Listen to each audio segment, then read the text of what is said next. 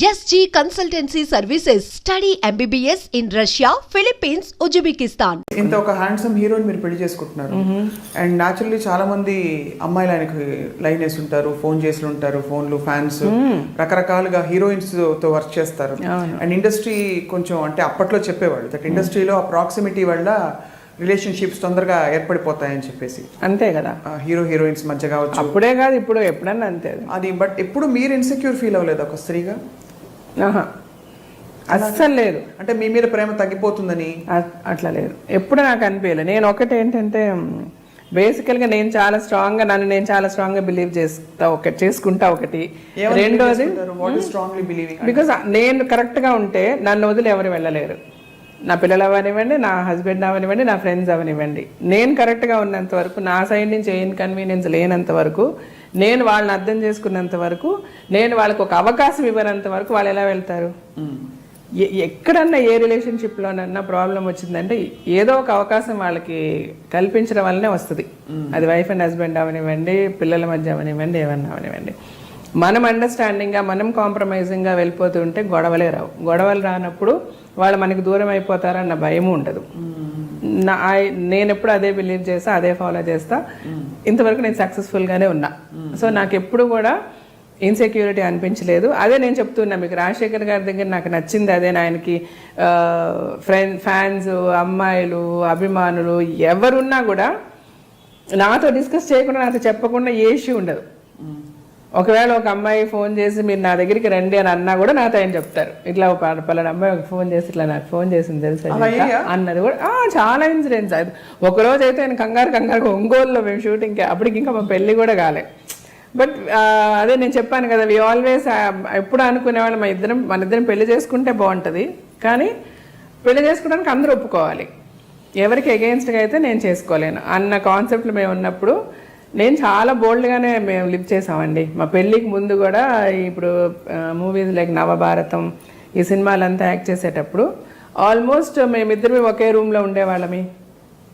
పక్క రూమ్లు ఉన్నా కూడా మోస్ట్ ఆఫ్ ద టైమ్ నేను తనతోనండి. మేము ఇండస్ట్రీలో మేము పెద్ద టాపిక్ కూడా అయ్యాం. చాలా మంది మా గురించి మాట్లాడుకోవడం కూడా జరిగింది. పెళ్ళి అవుతుందో లేదో మళ్ళీ మన నవ్వుల పాలు అయిపోయామే 10 మందిలో అని నేను ఎప్పుడు అనుకోలే. నేను అంటే ఎక్కడ ఏ రోజు నేను అనుకోలే. మా మదర్తో కూడా, మా మదర్ చాలా బాధపడేవారు, మా ఫాదర్ బాధపడేవాళ్ళు. ఇట్లా ఏంటి ఇంటర్వ్యూస్ అంత పేపర్లో ఇట్లా ఇస్తున్నారు రాజశేఖర్, వాళ్ళ అమ్మాయి వాళ్ళు చెప్తే వాళ్ళని చేసుకుంటానని, మరి మీరు ఇద్దరు ఇట్లా తిరుగుతున్నారు అనేవారు ఆయన. సో నేను ఒకరోజు మా పేరెంట్స్కి చూసి చెప్పేశాను, మమ్మీ ఇంతే. తను అది నాకు ముందే చెప్పాడు. సో వెదర్ ఆయన వేరే పెళ్లి చేసుకున్నా చేసుకోకపోయినా, తను పెళ్లి చేసుకోకుండా మేము ఇలాగే ఉంటాం, మా రిలేషన్షిప్ ఇలాగే ఉంటుంది. There will be no change in ఆ రిలేషన్షిప్. బట్ అది ఇంకో అమ్మాయి వచ్చి ఉంటే అంటే అప్పుడు ఒకవేళ అమ్మాయి యాక్సెప్ట్ చేయకపోతే maybe we would have been good friends. అది తన ఇష్టము, ఆయన ఏం చెప్పుకుంటారో ఎట్లా చేసుకుంటారో అది తన సోల్మేట్స్ అని మీకు ఫీల్ అయ్యారు. అంతే, నేను అలాగే ఫీల్ అయ్యి, తను అలాగే ఫీల్ అయ్యారు. తను యాక్చువల్గా అట్ వన్ టైం చాలా ఒక ప్రపోజల్ అంతా ఓకే అయిపోయి, వాళ్ళ ఇంట్లో వాళ్ళకంతా ఓకే అయిపోయి, పెళ్లి రాజశేఖర్కి వేరే అమ్మాయితో అంతా ఫిక్స్ అయిపోయింది. ఫిల్మ్ ఇండస్ట్రీలోనే, నేను పేరు అయితే చెప్పదలుచుకోలేదు, నాట్ అన్ యాక్ట్రెస్. బట్ అంతా ఫిక్స్ అయిన తర్వాత కూడా వాళ్ళ బ్రదర్ ఇన్ అంటే Rajasekhar garu was not very happy. But వాళ్ళ బ్రదర్ ఇన్ వాళ్ళంతా కూడా వచ్చి నాకు చెప్పారు, I said fine, I'm prepared for this. Film ఇండస్ట్రీలోనే, but not actress, not an actress. Sir అయితే నేను మెంటల్గా ఆల్రెడీ ప్రిపేర్డ్గా ఉన్నానండి. Of course it's going to, నాకు చాలా పెయిన్ఫుల్గా ఉంటుంది. బట్ ఈవెన్ దెన్ ఈ పెయిన్ నేను తీసుకోవడానికి రెడీగానే ఉన్నా. ఎందుకంటే నేను ఆల్రెడీ మెంటలీ ప్రిపేర్డ్, నాకు ఇది జరుగుతుంది అని చెప్పి. అండ్ నేను చెప్పాను, రాజశేఖర్ గారు కూడా, తను కూడా ఒక లెవెల్కి కన్విన్స్ అయ్యి, ఆ పెళ్ళి అనేది ఆల్మోస్ట్ ఇంక పెళ్ళి వాళ్ళు వీళ్ళు మాట్లాడుకోవాలి అన్నీ అయిపోయాయి, 2 ఫ్యామిలీస్ కలవడం చేయడం అంతా. బట్ తర్వాత ఒక 1 డే ఆ అమ్మాయి నన్ను, అంటే తను నాతో చదివింది స్కూల్లో, నాకు 1 year సీనియర్ అమ్మాయి. ఎవరో చెప్పచ్చు కదా? చెప్పలేదు, చెప్పకూడదు, దట్స్ నాట్ నైస్. సో అయితే తను ఒకరోజు రాజశేఖర్ గారు ఫోన్ చేసి తను నేను కలవాలంటుంది. మా సినిమా స్టోరీలా ఉంటుంది మరి యాక్చువల్గా. So early morning 5 o'clock 6 o'clock ఏదో గుడికి వెళ్దాం అనుకున్నా. వాళ్ళిద్దరు వచ్చారు, నేను వెళ్ళాను. మేము గుడికి వెళ్ళాము. ఎప్పుడు లైక్ ఆయనకు ఒక కారు ఉంది, యాంబీ అనమాట అప్పుడు తను యూజ్ చేసేది. సో తను ఫ్రంట్లో నేనే కూర్చునేదాన్ని ఎప్పుడు నార్మల్గా. ఆ రోజు మటుకు ఆ అమ్మాయి కూర్చుంది, నేను వెనక్కి కూర్చున్నాను. మేము వెళ్ళాము, గుడికి వెళ్ళాము, చూసాము, అన్నీ అయింది. మనసుకి హలో అంటే హలో, నేను చెప్తున్నాను కదా, హలో అంటే హలో అనుకున్నా. మా ఇంటికి నేను వెళ్ళిపోయాను. I fell very sick. తర్వాత నాకు చాలా అంటే ఎవరితోనూ షేర్ చేసుకోలేము. అట్ ద సేమ్ టైం ఇద్దరికీ పెయిన్ ఉంది. నేనైతే చాలా హై ఫీవర్ వచ్చేసింది. ఒక 1 full day నేను రాజశేఖర్ గారికి కూడా ఫోన్ చేయలేదు. తర్వాత మా మదర్, షీఈ్ వెరీ అండర్స్టాండింగ్, మా మమ్మీ అయితే. సరే ఆవిడైతే she's no more now, I miss her a lot. సరే అయితే తను షీ కాల్డ్ హిమ్ అనమాట. ఆయనకి ఫోన్ చేసి ఇట్లా జీవిత ఈజ్ వెరీ సిక్ అని అంటే వెంటనే వచ్చి then is being a doctor medication అది ఇచ్చారు చేసి then he stayed with me for a while and then he went away. సరే ఇది జరిగింది. తర్వాత మేము ఇద్దరం ఒక సినిమాలో కూడా యాక్ట్ చేసాం. ఇంకా పెళ్ళి మాటలన్నీ జరుగుతున్నాయి. ఆ అమ్మాయికి నాయనకి ఎప్పుడు పెళ్ళి ఏంటి అంతా. ఇంద్రధనుస్ అనే మూవీ చేసామన్నమాట. అందులో చూస్తే నేను చాలా సిక్కుంటా. మీరు if you watch the movie now after this interview will know. అంటే చాలా సన్నగా ఒకలాగా చాలా పేల్గా ఉంటారనమాట. I will be very sick in that film.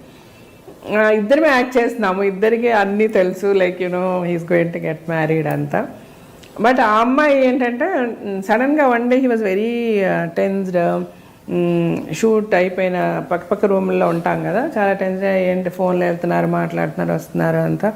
So then I asked him, ఏంటి ఏమైంది, వాట్ ఈస్ ద ప్రాబ్లమ్ అని అంటే, no we have an issue. వాళ్ళ పేరెంట్స్, ఆ అమ్మాయికి నేను నీ గురించి చెప్పాను కదా, ఈ అమ్మాయి వాళ్ళ పేరెంట్స్కి చెప్పి, so then now she insist me that మన ఇద్దరు మీ పెళ్లి చేసుకోవాలంటే here after you should not, నువ్వు జీవిత గారితో మాట్లాడకూడదు, మీరు తనతో యాక్ట్ చేయకూడదు, ఇవన్నీ చెప్పారు మా పేరెంట్స్ చెప్తున్నారు. ఎందుకంటే అలా వదిలేస్తే అది మళ్ళీ ప్రాబ్లం అయిపోతుంది ఫ్యూచర్లో ఇలాగన్నారు. సో నేనైతే చెప్పేశాను చాలా క్లియర్గా, అది ఇంపాసిబుల్. నా లైఫ్ని మీరు డిక్టేట్ చేయొద్దు. యాజ్ ఎ వైఫ్ మీకు ఏ ప్రాబ్లము రాకుండా నేను చూసుకుంటాను. అది నా సైడ్ నుంచి ఏదైనా తప్పు జరిగిన రోజు మీరు మాట్లాడండి. ఈరోజు మీరు వాళ్ళతో మాట్లాడద్దు, వీళ్ళతో మాట్లాడద్దు అని డిక్టేట్ చేయడం కరెక్ట్ కాదు. అండ్ నేను ముందే నీకు అమ్మాయి జీవితం తీసుకెళ్ళాను, మీకు పరిచయం చేశాను, మా రిలేషన్షిప్ చెప్పాను, అన్నీ నీకు చెప్పాను. అండ్ చదువుకున్న అమ్మాయి నువ్వు ఇట్లా చేయడం కరెక్ట్ కాదని నేను మాట్లాడుతున్నాను. నేను రైటా రాంగ్ అని అడిగారు ఆయన. ఐ సెడ్ రైట్ రాంగ్ చెప్పే పరిస్థితులు అయితే నేను లేను. ఫస్ట్ ఆఫ్ ఆల్ మీరు ఏ డెసిషన్ తీసుకున్నా ఇట్స్ ఓకే నాకు, because you don't trouble your self. మీరైతే ట్రబుల్ అవ్వద్దు, దీని గురించి ఎందుకు tension. What ever you decide, me parents ఏం చెప్పారో అది చెయ్యండి అని నేను చెప్పాను. తర్వాత చాలా జరిగింది. నేనైతే తర్వాత మళ్ళీ కానీ నేను వెళ్ళి పడుకుని పోయాను. నెక్స్ట్ డే మార్నింగ్, ఆ రోజు నైట్ అంతా ఈయన మాట్లాడుతూనే ఉన్నారు ఆ అమ్మాయితో ఫోన్లో అని మా వాళ్ళు చెప్పారు, మా మేనేజర్లు వాళ్ళు వీళ్ళంతా. So then next day he told me, నేనైతే ఒప్పుకోలేదు.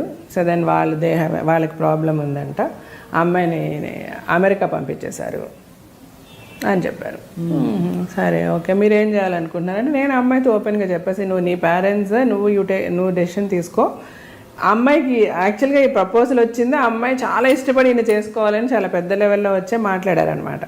సో ఈయనకి బాగా తెలుసు ఆ అమ్మాయికి ఆయన అంటే ఇష్టమని. సో నా వరకు అయితే నీకు ఏ అష్యూరెన్స్ అయితే నేను ఇచ్చానో